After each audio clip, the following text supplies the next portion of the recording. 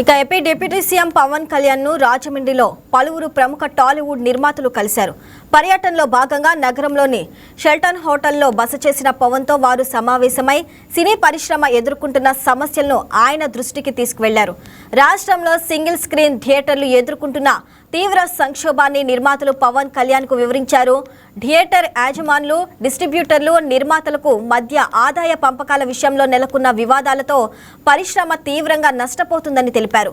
అధిక విద్యుత్ ఛార్జీలు, నిర్వహణ వ్యయంతో చాలా థియేటర్లు మూసివేత అంచున ఉన్నాయని ఆవేదన వ్యక్తం చేశారు. నిర్మాతలు చెప్పిన సమస్యలను సానుకూలంగా విన్న పవన్ కళ్యాణ్ తెలుగు సినీ పరిశ్రమ సమస్యల పరిష్కారానికి తమ కూటమి ప్రభుత్వం కట్టుబడి ఉందని హామీ ఇచ్చారు. ఈ విషయంపై వెంటనే స్పందించిన ఆయన రాష్ట్ర సినిమాటోగ్రఫీ శాఖ మంత్రి కందుల దుర్గేష్ తో ఫోన్లో మాట్లాడారు.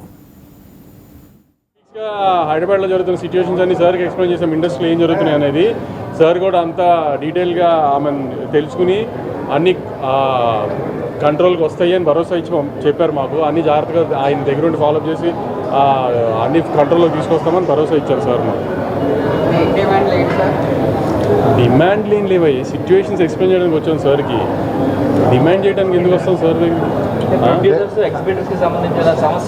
అలా ఒక్క ఇదని కాదు, లేదండి. అక్కడ ఉన్న పరిస్థితులు అన్నీ ఆ సార్కి క్లియర్గా ఎక్స్ప్లెయిన్ చేసాం. ఆయన ఏంటంటే everything will fall in place, don't worry, you go head with your what all works are pending before the release of the film అనే దీనిలో భరోసా ఇచ్చారు. That is very happy for us. మేము హ్యాపీగా వెళ్తాం. అంటే ఏ డిస్టర్బెన్స్ ఏమీ లేకుండా ఫర్దర్గా కూడా ఈ ఒక్క సినిమానే కాదు, ఇంకా సినిమా ఇండస్ట్రీకి సంబంధించి ఏమన్నా సమస్యలు ఉన్నా సరే అన్నీ మాట్లాడుకున్నాక ఇది ఒక లాంగ్ టర్మ్గా ఒక ఎమికబుల్ సొల్యూషన్ వచ్చేటట్టే అన్నీ జరుగుతాయి, డోంట్ వరీ అని చెప్పారు. ఇది పర్సంటేజేషన్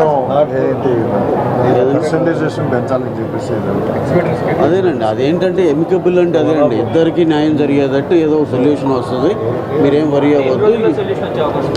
అంటే డేస్ ఇది అనేది కాదండి. ఇప్పుడు ఇద్దరు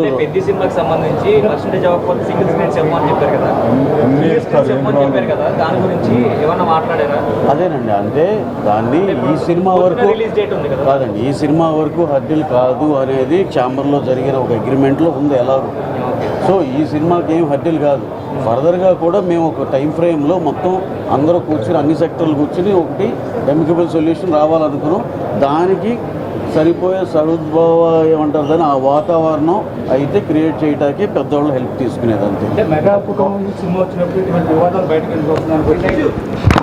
అంటే అలా ఇదొకటి. అందుకే సార్ మాకు పెద్ద సినిమా అని కాదు, ఇప్పుడు ఏంటంటే ఈ సినిమా రిలీజ్కి దగ్గరలో ఉంది కాబట్టి దీన్ని ఎగ్జామ్ చేసేమన్నా దానికి ఎలాగో అన్నీ సానుకూలంగానే ఉంది.